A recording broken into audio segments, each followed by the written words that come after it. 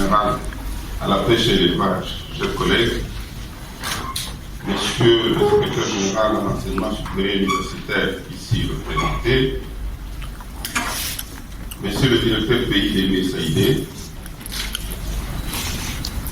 Madame la représentante de la Banque mondiale, Madame la coordinatrice de la commission de coordination INSEE Santé, Mesdames et Messieurs, en vos titres de qualité respectifs, tout protocole observé. Nous savons depuis longtemps que les animaux et les humains cohabitent dans des environnements communs qui influencent leur santé mutuelle. Ce concept INSEE Santé au début des années 2000 met en lumière l'interconnexion et l'interdépendance des animaux, des humains et d'écosystèmes. D'importants changements dans notre écosystème planétaire, c'est-à-dire urbanisation, croissance démographique, intensification de l'agriculture, etc., modifient les interactions entre animaux, humains et environnement, ce qui favorise l'émergence de nouvelles zoonoses.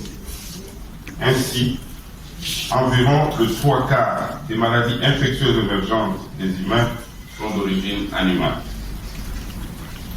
L'origine animale de la pandémie de la COVID-19 n'est pas certes une certitude, mais sa nature zoonotique est bien connue et nous a forcé à prendre collectivement conscience que la santé humaine n'est pas indépendante de la santé des animaux, domestiques et de la faune, et de notre environnement partagé.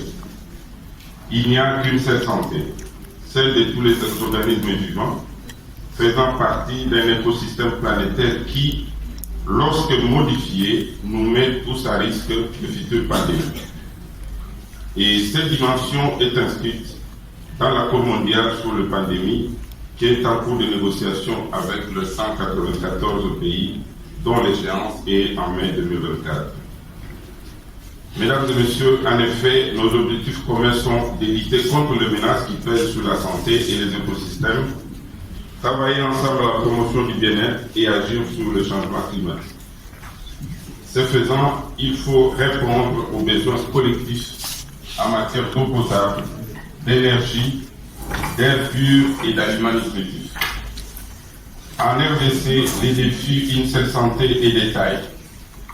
Vous allez vous rappeler, mesdames et messieurs, les derniers GI a montré qu'on a encore beaucoup de chemin à faire ensemble pour construire cette santé. Cette célébration est une opportunité pour continuer à échanger ensemble et de trouver des voies et moyens, ainsi que des solutions possibles, et c'est ensemble pour un défi commun.